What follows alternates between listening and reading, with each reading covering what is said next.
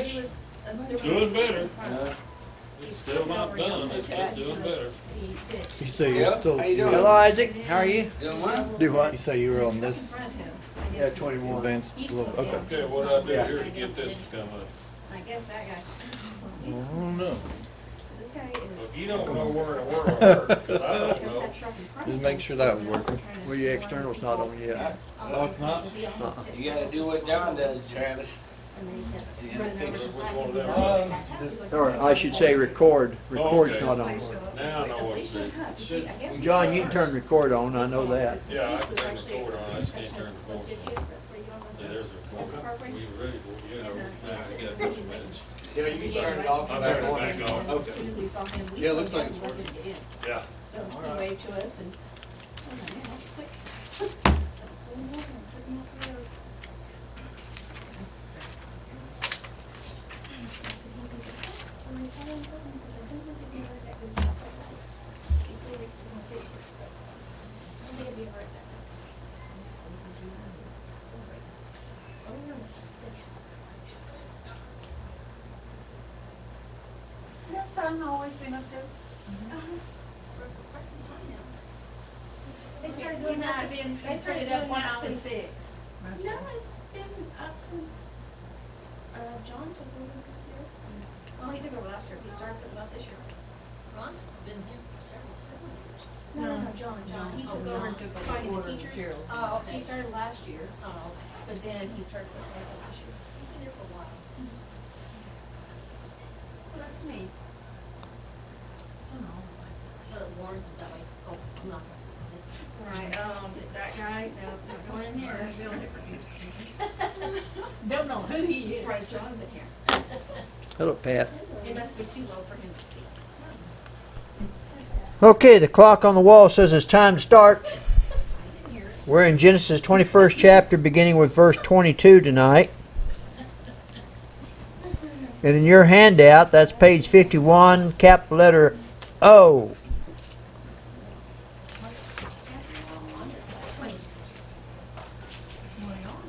Capital letter O in your handout. To my knowledge, Kat has not had the baby yet, so. She's gonna have it till Monday. Huh? She's not gonna have it till Monday. They're doing a C-section now. I would hope they would take out tonight if they're doing a C-section. Yeah, they're gonna wait till I hope they Monday. wouldn't cut her open and wait. No, they're gonna wait till Monday. Oh, my. Is this news you've heard, or are you just assuming? Ask Kathy England, she'll tell you they're gonna wait till Monday. Wow. All they knew here. They put it back to what it originally was. Okay. She'll figure it out in a minute. So, Genesis 21st chapter, and tonight we'll begin though, but I'll answer Isaac's question about concubines quickly and everything. And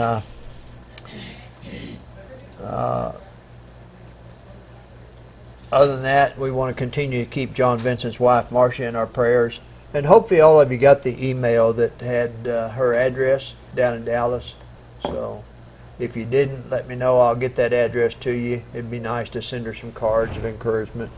I know she'd appreciate that very much. And we have a number of other individuals in the congregation to continue to pray for. So, are you ready, Isaac? Yes, I'm ready. Okay, go for it.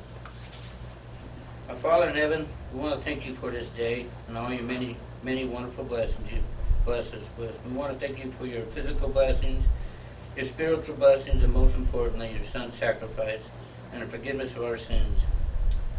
May we thank you here tonight, here with an open heart and open mind, take these things and apply them in our life. And also, Father, I ask you to be with the sick and afflicted that were mentioned tonight. Whatever their needs may be, comfort them, heal them, and bring them back to us so they can worship with us once again. All these things we pray in Jesus' name. Amen. Amen. Appreciate that, Isaac. Come on in, Karen. We're beginning to get everybody back, and that's a good thing. All right, so Genesis 21st chapter, beginning in verse 22, is where we'll start tonight.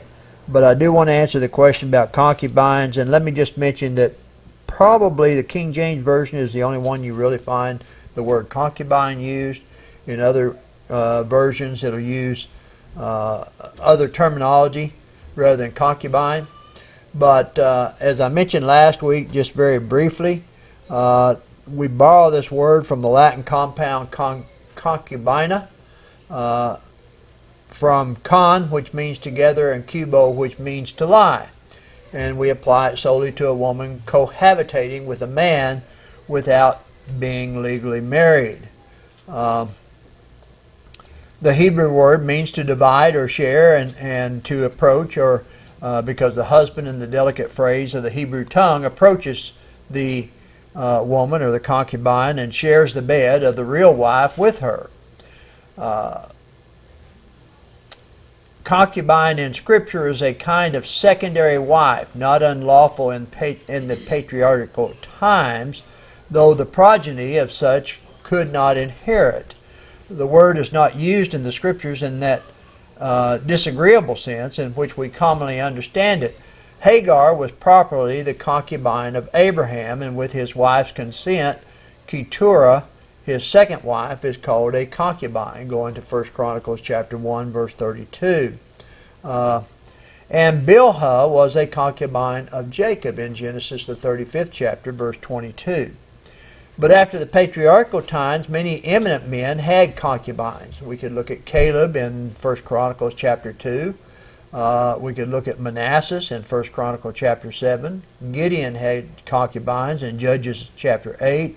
Saul in 2 Samuel chapter 3, David in 2 Samuel chapter 5, Solomon in 2 Kings chapter 11, and Rehoboam in 2 Chronicles chapter 11. So the concubine, therefore, differed widely from a prostitute, and however unlawful under the New Testament, was not so under the Old Testament. The difference between wife and concubine was less marked among the Hebrews than among us, owing to the absence of moral stigma. The difference was probably in the absence of the right of the bill of divorce, without which the wife could not be repudiated with regard to the children of wife and of concubine. There was no such difference as our illegitimacy implies. The latter were a supplementary family to the farmer. Their names occur in the patriarchal genealogies. You look at Genesis 22 and verse 24, which is where we'll be looking at here in a minute. It says, and Abraham said, I will, wait a minute. Genesis 22, verse 24, where it says, his concubine, whose name was Reumah, also bore Tebah, Gehem, Thahash, and Makkah. Now, their position and provision would depend on the father's will. Looking at Genesis 25, verse 6, says, but Abraham gave gifts to the sons of the concubines which Abraham had, and while he was still living, he sent them eastward away from Isaac, his son, to the country of the east. And the reason that he sent them away is because that way they could not inherit. But the state of a concubine is assumed and provided for by the law of Moses. A concubine would generally be either a Hebrew girl bought of her father, or a Gentile captive taken in war, or 3, a foreign slave bought, or 4, a Canaanitish woman, bond or free. The rights of the first two were protected by law. If we went to Exodus 21st chapter, verse 7 and 8, says, and if a man sells his daughter to be a female slave, she shall not go out as the male slaves do. If she does not please her master, who has betrothed her to himself, then he shall let her be redeemed. He shall have no right to sell her to a foreign people, since he has dealt deceitfully with her. We could also look at Deuteronomy, the 21st chapter, and we could see that these individuals are protected by the law there as well. So a foreign slave bought was unrecognized, and the Canaanitish woman, bond or free, was prohibited. Free Hebrew women also might become concubines. To seize on royal concubines for his use was probably the intent of Abner's act, going to 2 Samuel chapter 3, verse 7. And we can look at some other scriptures there as well. But if we looked at Smith's Bible Dictionary, what Smith says is the Bible denotes a female conjugally united to a man, but in a relation inferior to that of a wife. Among the early Jews, from various causes, the difference between a wife and a concubine was less marked than it would be amongst us. The concubine was a wife of secondary rank. There are various laws recorded providing for their protection. And we looked at Exodus 21 verses 7 and 8. Also Deuteronomy 21 verses 10 through 14. Just one thing to point out is these laws set limits to the relation they sustained to the household to which they belong. In Genesis 21 verse 14, which we looked at last week, says, "So Abraham rose early in the morning and took bread and a skin of water, and putting it on her shoulder, he gave it and the boy to Hagar and sent her away. Then she departed and wandered in the wilderness of Beersheba." And also in Genesis 25 verse 6, Abraham gave gifts to the sons of the concubines, which we read earlier. The immediate cause of concubinage might be gathered from the conjugal histories of Abraham and Jacob. They were the two that really started this. In Genesis 16, 1 through 16, Hagar given to Abraham. And then in Genesis 30, 1 through 43, we have a woman given to Jacob as a concubine. Remember, the reason for that was, what was Jacob's two wives? Leah and Rachel. Leah was giving children, male children. Rachel was barren. And so what did she do? She gave her servant to Jacob to produce a male child. In every case, in the case of these women that were given to their husbands to produce a child, the wife generally rejected the child because it was not their own child. And so that was the deal behind concubines back during that day and time. And keep in mind, part of the whole process, if you go to the first part of Genesis, God said, "Go forth, multiply, and replenish the earth." And then after the flood, there was only 8 souls on the ark. And so those 8 souls had to go out and they had to multiply and replenish the earth. And so these things were allowed, but then under the new law, in Matthew the 19th chapter, Jesus condemned this very thing. He said that because God at the very beginning said that it was one husband, one wife, and they would become one in nature. So that was the whole idea behind that. But I mean, we can look at some other stuff, but that's probably more information than you wanted, Isaac. No, that's plenty. That's good. I appreciate it, Dale. Thank you. All right, so we're going to try to finish up chapter 21 tonight. And in verses 22 through 24 of chapter 21 of Genesis. This begins, Abraham is now at Beersheba, and we see another person introduced at this time, Philcol, and we'll talk about him for just a moment. But Donna, why don't you go ahead and start us by reading 22 through 24, please. Genesis 21, 22 through 24. Now it came about at that time that Abimelech and Philcol. the commander of his army, spoke to Abraham, saying, God is with you in all that you do. Now therefore swear to me that here by God that you will not deal falsely with me, or with my offspring, or with my posterity. But according to the kindness that I have shown to you, you shall show to me into your land in which you have sojourned. Abraham said, I swear it. All right, so Philcol, the commander of his army. If you look at the Hebrew word of Philcol, or Phicol, however you want to say it, it means mouth of all. And if that is true then, so the captain of the army may have occupied a post as representative of the people. It may not be a specific name of an individual, but more of a representative of the people. And so what we read here is God is with you in all that you do. The idea is that Abimelech saw the evidence of this and how prominent and influential the sojourner had become. But surely this also was brought about by his own personal experience with Abraham. Go back and look at Genesis 20th chapter and look at verses 3 through 7. Karen, you feel like reading that much? Genesis 20 verses 3 through 7? If I decide to quit, I'll give it to someone else. Okay. I'll start. All right. But God came to Abimelech in a dream of the night, and said to him, Behold, thou art but a dead man, because of the woman whom thou hast taken, for she is a man's wife. Now Abimelech had not come near her, and he said, Lord, wilt thou slay even a righteous nation? Said he not himself unto me, She is my sister, and she, even she herself, said, He is my brother, in the integrity of my heart, and the innocency of my hand have I done this. And God said unto him in the dream, Yea, I know that in the integrity of thy heart thou hast done this. And I also withheld thee from sinning against me.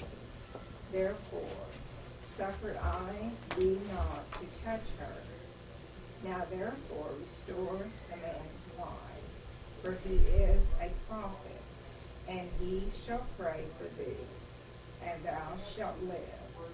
And if thou restore her not, know thou that thou shalt surely die, thou and all that are thine. Okay, so this is where we first read about Abimelech and everything. And so now what we see in 22 and 23, Abimelech and Phicol spoke to Abraham, saying, God is with you in all that you do. And then verse 23, Now therefore swear to me by God that you will not deal falsely with me, with my offspring, or with my posterity. So, currently there was good will between Abimelech's people and Abraham's entourage. He sought to secure permanently the friendly relations that now exist. And the covenant was to last beyond the rule of Abimelech, so that his descendants would also be protected against the powerful sojourner. This indicates that Abimelech believes that Abraham will have an enduring posterity, and that's what he says there in verse 23. He says, with my offspring or with my posterity, but that according to the kindness that I have done to you, you will do to me and to the land in which you have dwelt. So, go back to Genesis chapter 20 and look at verses 14 and 15. Pat, read that for me, would you please? 14 and 15 of chapter 20. Then Abimelech took sheep, oxen, and male and female servants, and gave them to Abraham, and he restored Sarah his wife to him. And Abimelech said, See, my land is before you, dwell where it pleases you. Okay, so Abimelech's kind dealings were done to ensure Abraham's intercession. But it does seem clear that he went beyond the bare minimum in making restitution. And Abraham agrees at once. Any comments through verse 24? All right, look at verses 25 and 26 then of chapter 21. Kathy, you want to read that for me, please? Then Abraham rebuked Abimelech because of a well of water which Abimelech's servants had seized. And Abimelech said, I do not know who has done this thing. You did not tell me, nor have I heard of it until today. Okay, this is in your handout, page 52, capital letter Q. When a problem arises, it is possible that one party is not aware of the circumstances that have created the strife. And so it is significant that Abraham agrees to peace before making this objection. Had he acted in the natural order, it would have shown him as reluctant to take the steps that would guarantee peace. However, Abraham agrees to peace first and then seeks to iron out the difficulties that they might have. He claims to the well, or Abraham's claim to the well, was probably based on his digging the well and Abimelech's invitation to dwell in the land, going back to Genesis 20, verse 15, which was read earlier, which would require the use of the land's water. Remember, in this area here, these wells generally had some big stone covering them and everything so that they would not evaporate because water was sparse in this area. So Abimelech said, I do not know who has done this thing. You did not tell me, nor had I learned of it until today. The idea is the deed was done without Abimelech's knowledge.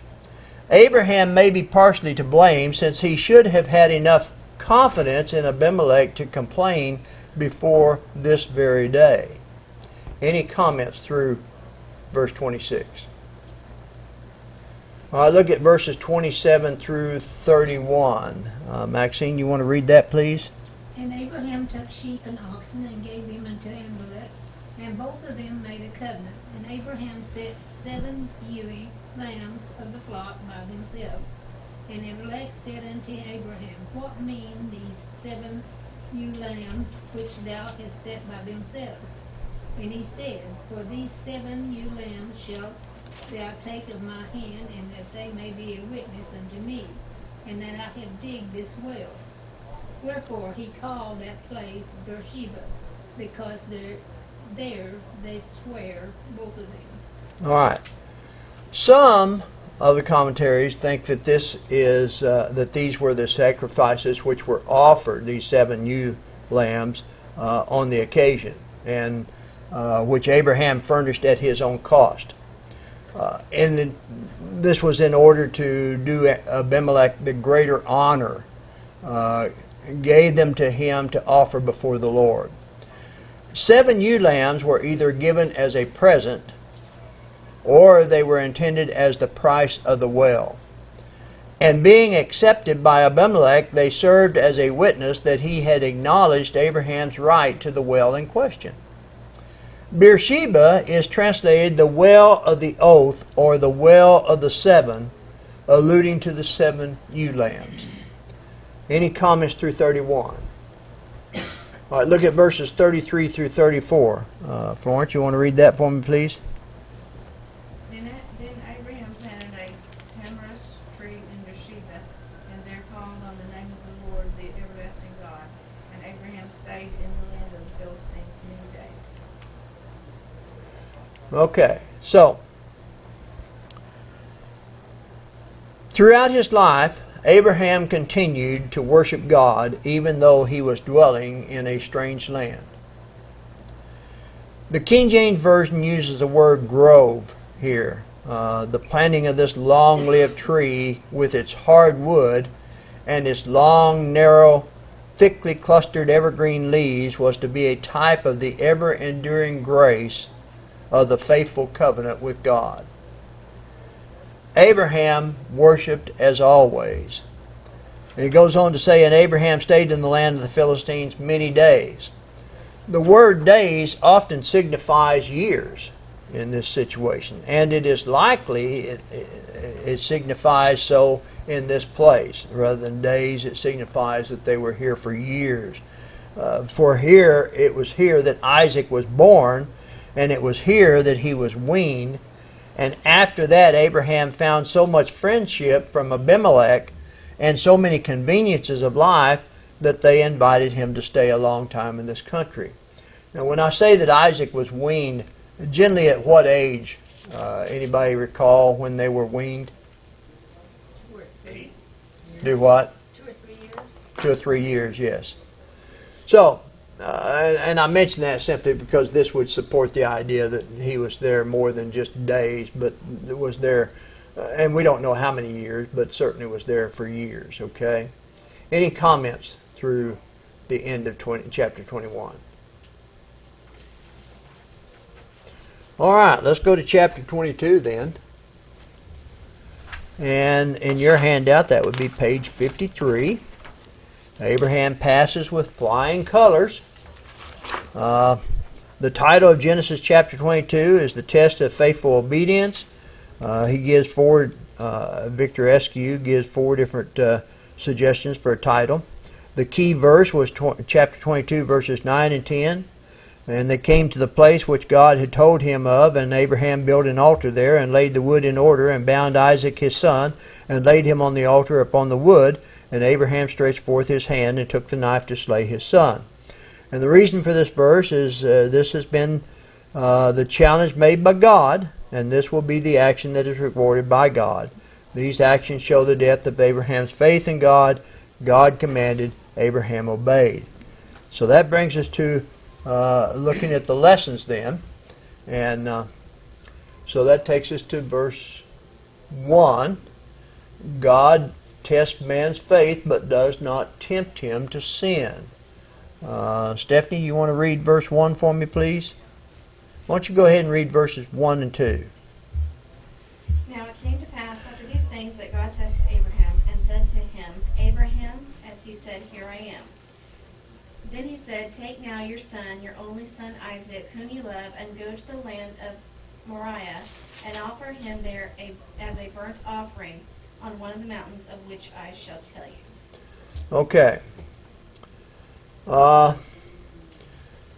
So this was not a temptation to fall, like we might see in James, the first chapter, and verse 13. John, you had that? James 1, verse 13. All right. And Isaac, if you'll be turning to 1 Peter chapter 1, verses 5 through 7, because what it is, it's a proving of the faith. James 1:13, when you get there, John. We took James out of this book. Now there it is. You found it, did you? Yeah, I found it finally. Kept sticking the pages together. Yeah. Let no man say when he is tempted, I am tempted of God. For God cannot be tempted with evil, neither tempteth he any man. Okay. And so, as I said, this was not a temptation to fall, but indeed it was a proving of the faith. And this is what God is doing right here now. He's proving Abraham's faith. Look at 1 Peter chapter 1, verses 5 through 7, Isaac. Who are kept by the power of God through faith for salvation ready to be revealed in the last time. In this you greatly rejoice, though now for a little while, if need be, you have been grieved by various trials, that the genuineness of your faith, being much more precious than gold that perishes, though it is tested by fire, may be found to praise, honor, and glory at the revelation of Jesus Christ. Okay, so Abraham's trust then was to be weighed in the balance against common sense, human affection, and lifelong ambition. It wasn't so much that God had to test Abraham's faith, because obviously we've seen Abraham's faith throughout the whole time, leaving his homeland and going to a strange land and spending as much time. But we've also seen that Abraham has made some mistakes, hasn't he? And if anything, that proves to us that we are not perfect. And God does not expect us to be perfect, but He does expect us to grow. And so this is what He's looking at with Abraham, is to see just how much Abraham has grown. So God's test can be very severe, and in this case it was indeed a severe test. When we notice how the proverbial knife is twisted as Abraham listens, each phrase specifying more and reaching more intimate and a more personal level. God says, your son, your only son. And then He named him Isaac, whom you love. You see that proverbial twisting of that knife? He's just getting deeper and deeper. So with this fourfold characterization of Isaac, the whole poignant tale of Isaac so far, the promise, the delay, and the miraculous fulfillment is summed up here. Look how many years they've waited for this boy. And now God is asking him to take him up to the land of Moriah. Faith, when you think about it, is a lonely pilgrimage. Moriah is the mountain on which Solomon built the temple. Look at, and I may not have it up there. Let me see here. 2 Chronicles chapter 3 and verse 1. Donna, I'm sorry I just now put that up, but if you'd turn over there, please. This is where Solomon built the temple, which has generated the Jewish tradition, still followed by some scholars, that the temple was built on the site where Abraham was to offer Isaac. Look at 2 Chronicles 3:1 now, Donna. And Solomon began to build the house of the Lord in Jerusalem on Mount Moriah. For the Lord had appeared to his father David at the place that David had prepared on the threshing floor of Arnon the Jebusite. Okay? So this is supposed to mean all the mountains of Jerusalem, comprehending Mount Calvary, the Mount of Sion, and of Acra, as Mount Calvary is the highest ground to the west, and the Mount of the Temple is the lowest of the mounts. It may have been upon this mount that Abraham offered up Isaac, which is well known to be the same mount on which our blessed Lord was crucified. Yeah. Beersheba, where Abraham dwelt, is about 42 miles distance from Jerusalem. And it is not to be wondered at that Abraham, Isaac, the two servants, and the donkey laden with wood for the burnt offering did not reach this place till the third day. Look at verse 4 of chapter 22, where it says, Then on the third day Abraham lifted his eyes and saw the place afar off. So here they are traveling this distance. Yes, John? Was Jerusalem there at that time? No, I didn't say that. No, I'm asking that. No, it wasn't there at that time. I don't think. There wasn't a city there then. Well, It was never mentioned. it's never mentioned. I was just giving a distance so you. All I'm saying is if it's But I believed to be the same mount that Christ was crucified on, that's within sight of Jerusalem. yeah, That's why I was asking if Yeah. there was a city there at the time. I don't think there was, but I mean I could be wrong. Good question, and I will check that a little more thoroughly. You know, just No, it's a good question. Curious question. I ask them all the time, John. I just hadn't thought about that, and I'll check that a little bit more. But I don't think Jerusalem was in existence at the time. The mount was, obviously, but I don't Well, I think thought- Jerusalem was. back when we studied Melchizedek, Yeah, thought they said, somebody said Salem was the same as Jerusalem. well, that's true. That's true. So it would have been in Yeah, existence. it but would that have been in before this. existence. Yeah, yeah. But let me go back. That's why I was asking. No, it's a good question, and you're right. I remember talking about that when we talked about Melchizedek, that Salem was another word for Jerusalem, and so, yeah, good comment. I appreciate you bringing that up. Still gonna look it up? I'm still going to look it up, Okay. but I believe you. I believe you, John. It's interesting, Thank you. too. I just want to make sure you're going to give us more information. I'll look it up. I promise. All right, so God says, I want you to offer him there as a burnt offering. But how? He was specific here too. With your own hands. Imagine a father being told to offer up his only son. This wasn't his only son. Remember, Ishmael was the firstborn. But Isaac was the chosen one. And he's been told, you got to offer this son up as a sacrifice to me. And then he told him, I want you to cruelly take away the life which you have given him. Abraham is to give him to God for a burnt offering, wherein by the law of the burnt offering, then known to Abraham, afterwards published to all Israel, this is how it was to be done. Yes, John. How old was Isaac? What was his age at this time? When was offered for sacrifice, you don't know? I want to say it's 12, huh? I'll say 12. Yeah, 12 years old, I think. But, I just think it's pretty traumatic to him. well, yeah. Down and laid up on the. I mean, Isaac doesn't know at this point and everything, but Abraham knows the type and how the sacrifice was to be made. And here's how it was to be made according to the law. First off, his throat was to be cut. And then his body was to be dissected into quarters. His bowels were to be taken out as if he had been some notorious traitor and vile malefactor. And afterwards, he was to be burnt to ashes, that if possible there might be nothing left of him, and this must be done. And Abraham knew that procedure. And God said, I want you to take your only son and sacrifice him. What a test of faith. So, it was not a matter of simply resigning himself to Isaac's death. He had to build the fire. He had to bind the boy. He had to raise the knife. He had to look in Isaac's eyes and plunge it into his defenseless body. And it was not enough that he had to suffer the loss. He was being compelled to carry out the process.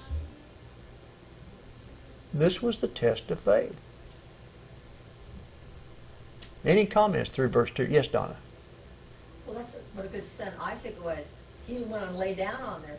And then he, imagine when he started laying him down, this isn't going well. You know. And I just, you're probably going to get to it, I just recognized for the first time how Abram said to the young men, and we will worship and return to you. I just don't notice that. Yeah. The study of Genesis has been really great. Well, and here's the other thing too. You have to appreciate the fact that Abraham has done a good job of training this boy. That's what I thought about. I thought, man, he is really trained. Because he Yeah. asked him, didn't he? He asked Father, where's the sacrifice? Yeah. I'm worried the Lord will provide. Yeah, said the Lord will provide. Russ, Whew. Let's look at verses 3 and 4 here. Heavy, heavy. Let's see. Karen, read verses 3 and 4 for me, please. Okay, and Abraham rose early in the morning and saddled his ass and took 2 of his young men with him, and Isaac his son, and he clave the wood for the burnt offering, and rose up and went unto the place of which God had told him. On the 3rd day, Abraham lifted up his eyes and saw the place afar off. Okay, so in your handout now, this is page 54, capital letter D and E. Abraham's obedience to God was immediate. As a type, the 3rd day of Genesis 22:4, it is very important. All right, so Abraham's obedience then is immediate and without question. The donkey was not for riding, but obviously was for carrying a large load of wood, sufficient to make a fire adequate for a burnt offering. Remember, this body has to be consumed completely, so it had to be a lot of wood. And it is interesting that we find Abraham twice doing the work that would normally be done by the servants who were at hand. Notice what these 2 verses said. Who saddled the donkey?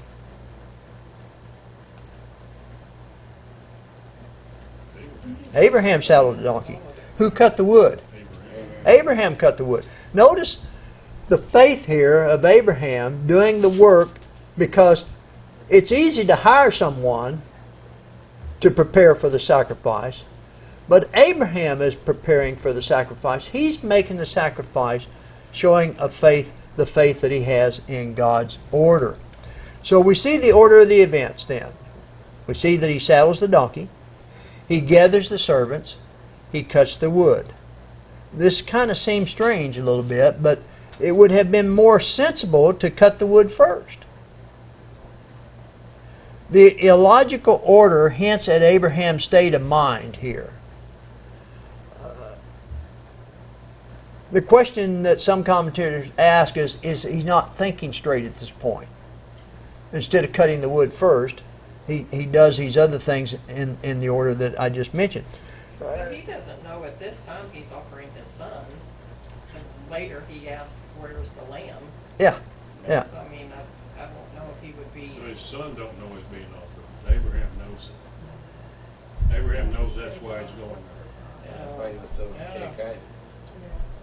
Well, but in verse 2 it says that offer him as their sacrifice, as the sacrifice. So he knows. And that's why I say. So some commentators suggest that Abraham's state of mind was not in the best shape at this point. I mean, here he is thinking about, well, hey, I got to sacrifice my only son here. And he's preparing all this. So not only did Abraham have to physically go through all the steps to kill his son, he had plenty of time to think about it as well. And he had 3 long days to talk himself out of obeying. 3 long days to come up with good reasons why this should not be obeyed. But to his credit, the delay between the order and the execution made no dent in his willingness to obey God. Any comments through verse 4? I'm just thinking the fact that God has proved himself over and over to Abraham by now. I mean, the fact that he had a child, a promised child, at an old age, and his wife was very old. Their relationship was extremely close. Yes. He was like a son of God who God talked with and confided in and talked about spiritual things that mattered. So he's okay with this because he's got other thoughts too. Just a side note, though, the scriptures don't tell us, but where was Sarah at this point? Back at the tent. She's back at the tent. Minding the flocks. Minding the servants flocks. and the stuff. Somebody's got to hold it. She just Do you accepts think it. she knew? Huh? Do you think she knew anything about it? Don't know. I doubt it. It'd be interesting, though, wouldn't it? Not either, but- Obviously, God had no reason. Different. Yeah. She was a Different from wives nowadays, she was obedient to Abraham. God had no reason to bring her up, and there might be a reason for that. Is because Abraham is the head of the household, and just as you see many Bible characters, you see Jacob, you see Isaac, and all of these men of faith, they led their household into obedience, and all their servants in obedience as well. Abraham trained all of his servants. He trained all of his household. And so Sarah was an obedient wife at this point, had no reason to question Abraham on what he was doing. Contrast that to today's. I knew it. Not That was coming. I just He had already said it. I already said it. I just couldn't resist, Donna. He just agreed with me. Abraham is walking by faith here. Yes. There's no indication Totally that by Sarah very even strong faith. Abraham is She walking. probably didn't. Abraham is walking by a very strong faith. Yes, There's John. nothing in the scripture that says Sarah even knew that Isaac was going to be the sacrifice. Well, that's true. It doesn't. So let's look at verse 5. Let's see. I forgot where. Pat, is it your turn to read? I think so. What do you want to read? Verse 5, please. I'm sorry. That's all right. And Abraham said to his young men, "Stay here while with the donkey, the lad and I will go yonder and worship, and we will come back to you."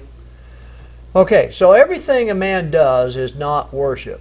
Worship is a definite act with a definite purpose, performed at a definite or at a place designated by God.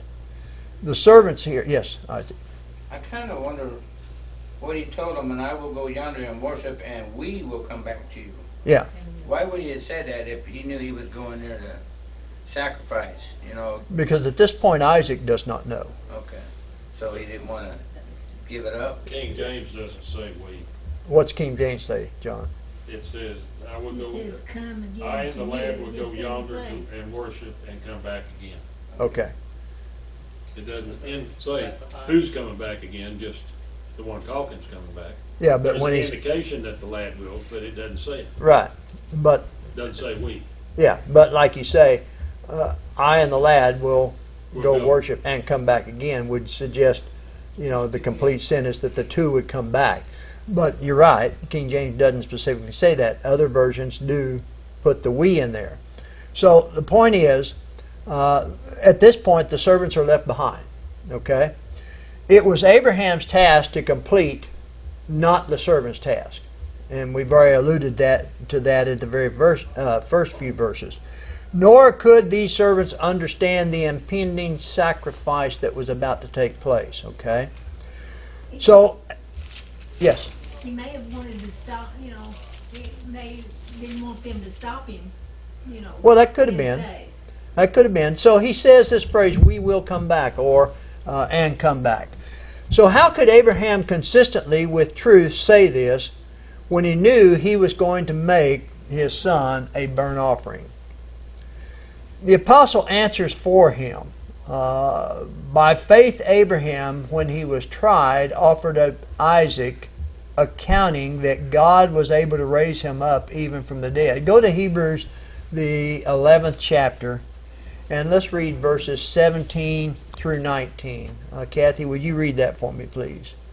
By faith, Abraham, when he was tested, offered up Isaac, and he who received the promises offered up his only begotten son, of whom it was said, In Isaac your seed shall be called, concluding that God was able to raise him up even from the dead, from which he also received him in a figurative sense. Now this was faith. Abraham accepted that God would raise his son. Not necessarily in a physical sense, but in a spiritual sense, because Abraham believed in the power of God. Yes, Pat? Who carried the wood after they got to the mountain and they left the servants? Who carried the wood to the mountain? Donkey. The donkey, they continued to take The verse 6 says, And Abraham took the wood from the burnt offering, of the burnt offering, and laid it upon Isaac his son. And he took the fire in his hand and the knife, and they went both together. Yeah. Isaac carried the wood. I thought I read that. Well, That kind of reminds me of Jesus carrying his own cross. yeah. And so, and remember, this was not just a little bit of wood. So here's a 12-year-old boy carrying a big bundle of wood. You know how big he is. Well, that's true. I don't. I'm just assuming. Yeah, I bet they weren't puny back then. No, probably not. All right, so Is there a way to determine for sure how old Isaac was? I mean. no, we don't know for sure. Okay, I didn't know. Yeah. Okay, he was for sure 12. Yeah, I don't know for sure. I'm just assuming it's about that age. All right, so we read verse 6 there. So Isaac, though called a lad, going back to verse 5, okay, was now a grown man. Now, I'm going to make a correction here, and I don't know where I got this. I got it from one of the commentaries. One of the commentaries suggests that Isaac is now at least 25 years old. Okay, we've been saying 12 years old, but one of them suggests he's now 25 years old. And I'm going to look that up a little bit. Sacrifice him? Do what? At this sacrificial time, he's 25? Yeah. Yeah, I thought he was Yeah, that seems way too low. But I'm gonna do a little more research on that before next week and see where I got that again and why I got that.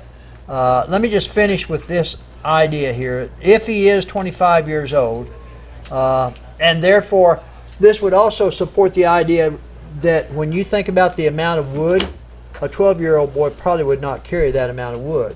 A 25-year-old could carry that amount of wood, and that's where. 5-year-old wouldn't be a lad, I wouldn't think.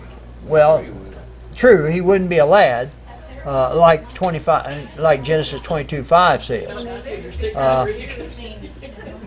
But as Pat mentioned, this is an eminent type of Christ who carried the wood upon which he was crucified. Okay, so we'll leave it at that, and I'll research that age a little bit more, see if I can come up with that. Kind of like God sacrificing Jesus too, wherever Abraham would sacrifice his son too. So it kind of like was the same thing. Yeah. Yeah. Well, I have a feeling when Abraham and Isaac were on their way up to the altar, I have a feeling Abraham was doing some mighty powerful praying about that too. Well, devout son.